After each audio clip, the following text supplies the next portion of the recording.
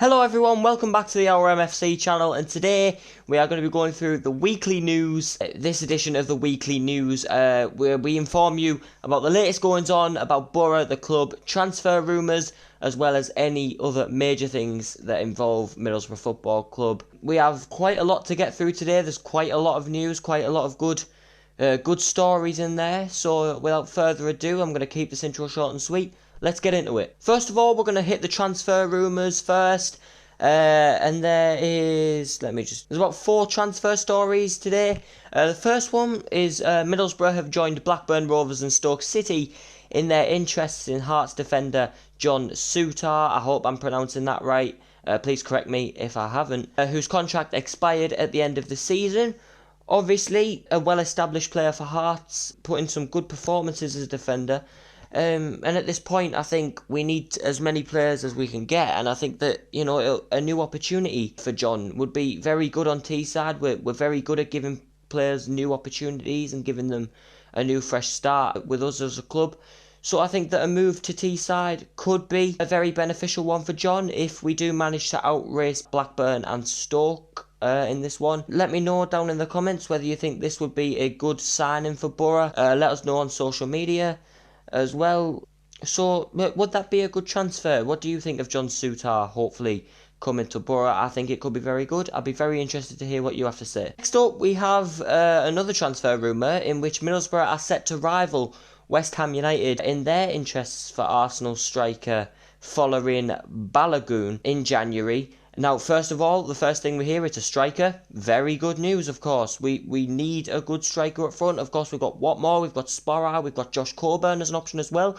But I think that we need someone like that, a good young prodigy of a player, especially coming from a big club like Arsenal, would do us very, very well. I think he'd fit into the side very well. I think if we do manage to get him, obviously West Ham are going to be a challenge in order to get him. West Ham, you know, doing very well in the Premier League at the moment, getting some good performances, especially with Michail Antonio as well. David Moyes has done a brilliant job as a manager, let's not deny that.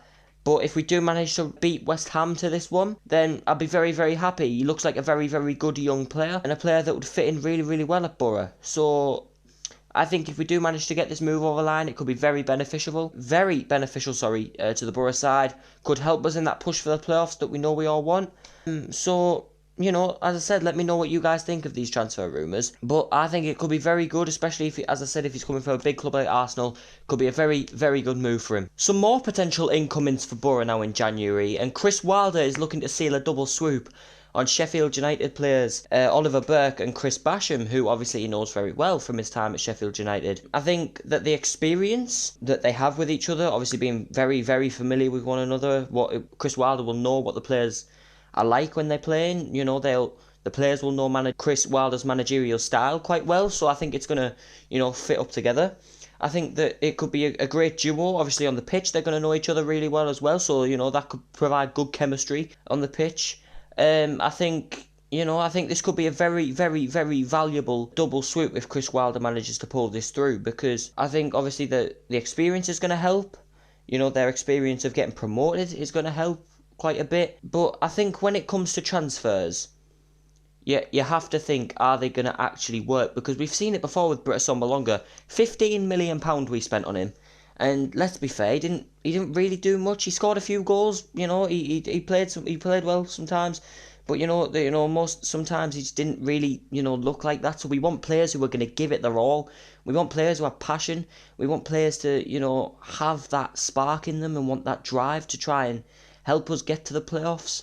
Because if we keep the squad that we have now, and we don't make any transfers, I mean, I'm highly doubting that we are, but if we do keep this squad, we're not going to get anywhere. I'm sorry, but we're not. We're not going to get to the playoffs at all. We're not going to get anywhere. That's why we need players to come in. We need to buy some good players. All the players I've mentioned already could fit into the club really well. We need to, you know, just bring someone in who can, you know, help us play the football that we want. We want to play attacking football. We want to be one of the best sides in the Championship, and if not the Premier League, if we get promoted. And there is no reason why, if we play our cards right, we can't do that at all. We have as much chance as anybody right now. Who's to say in about 10 years' time, you know, clubs like Leyton Orient, who's to say they might not suddenly, spark a challenge for the championship. Who's to say that? I know it's very unlikely, but who's to say it's not going to happen? There's no reason why we can't challenge for the playoffs and promotion if we get our cards right with transfers and if we play our cards right financially with the money as well. Now, we've talked about the transfer potential incomings. We've got a potential outgoing as well to talk about. Now, Uche Ikpeazu, Uche, as we all affectionately know him by, could be on his way out in January, surprisingly enough, because Boro are reportedly, this is only a report, I can't say it's official, are considering listening to offers for Uche in January. And if an appropriate replacement is found, he's free to leave. Now, I don't know about you, but I like Uche. I think he's a good striker. He's obviously scored some goals for us this season. And, he's proven himself to be quite a good, reliable striker. But would you let him go? Do you think he's had enough time and enough opportunities to show what he's made of? Feel free to let us know in the comments or, let us know on social media as well. Does Uche need more time to show what he's all about? Or should we sell him and try and find an appropriate replacement? It's a very interesting point, and I know it's going to divide a few people because a lot of people like Uche, but a lot of people think that he's been wasted, and if he's going to get football, he needs to go somewhere else. I personally would like to see him stay. I think he could help us a lot. It would also give us another attacking option at the end of the day. But, I think the key words there are if an appropriate replacement is found. Now, who could that be? That could be, of course, following Balogun, as we've already, mentioned, the Arsenal striker. Or, it could be anyone else who we go after who Chris Wilder sees fit. But would you let Uche Ikpeazu leave? Let us know in the comments or hit us up on social media and let us know as well. I know it's going to divide you, so I'm interested to hear what you have to say. Moving away from transfers now, and on some, more brighter note, Isaiah Jones, Boro's right wing back, who was, putting some phenomenal performances recently. We can't deny him that. He's an incredibly talented young player and I love him. His creativity, his skills are just, second to none for his age at this level. He's extended his Boro contract until 2025, which is obviously a huge amount of good news for us.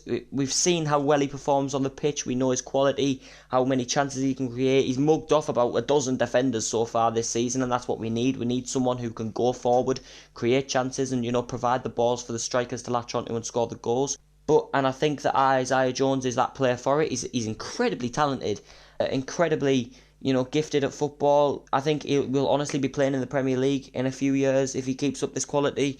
With Boro, we never know. But, I think that he does have the potential to go on to great things. He's extended his Boro contract until 2025, so we've got 4 years of him to show for him to, keep developing, keep showing us what he can do. This is great news for Boro fans. Another piece of good news which has come out of this week is that Johnny Howson made his 200th club appearance for Middlesbrough against Preston the other night. A great captain, a great leader for the squad. I really like Johnny. Considering his experience, he's obviously he's had great experience, especially with, teams like Norwich and that. Yes, he did play in the playoff final, but we've forgotten about that now. He's greatly experienced. He's one of our best players. He really leads the team. He scored a goal as well this season, a goal or two. So he's very reliable. His 200th club appearance, a great milestone for him. It just shows how important he is to this football club. So Johnny, from all of us at OurMFC, congratulations on this milestone, and here's to another 200. Now finally, we've saved the best till last, in my opinion, the most important story, I think, and that's that Steve Gibson, obviously Boro's chairman, has apparently made a £45 million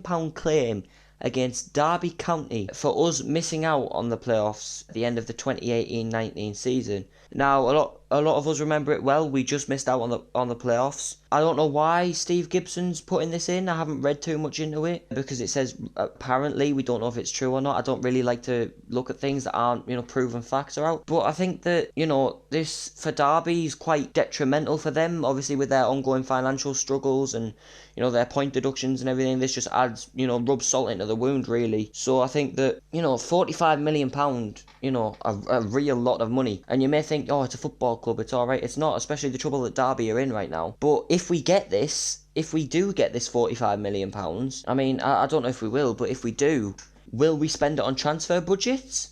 Or will Steve Gibson keep it for personal gain? Now, me and my dad were talking about this. I would like to see him put it towards transfers and getting players in and invest it in the club. But it's his money at the end of the day. He can do what he wants with it. It's just, what is he going to do with it? I'd be interested to hear what you have to say and what you think about this. What do you think Steve Gibson's going to do with the money? Do you think he's going to get it? Do you think that this is too harsh on Derby as well? You know, I look forward to reading your thoughts on this because I'm quite confused by it, and I know a lot of you will be too. So to repeat that, Steve Gibson has apparently made a £45 million claim against Derby County simply because we missed out on the playoffs at the end of the 2018-19 season to them. Quite a strange story. We never thought we'd really hear anything like this, but yeah, let us know what you think. So, ladies and gentlemen, there is another weekly news over and done with. I hope that I've informed you and that you understand all the latest news that's going on concerning Middlesbrough Football Club. If you haven't already, make sure you give this video a thumbs up, subscribe to that OurMFC YouTube channel for more prime Middlesbrough FC content, all the stuff, you will find it out here first. So yeah, thanks you very much for watching, guys. Enjoy your evening, have a great week, have a great weekend, depending on whenever you're watching this. Just have a great day, stay positive, up the Boro,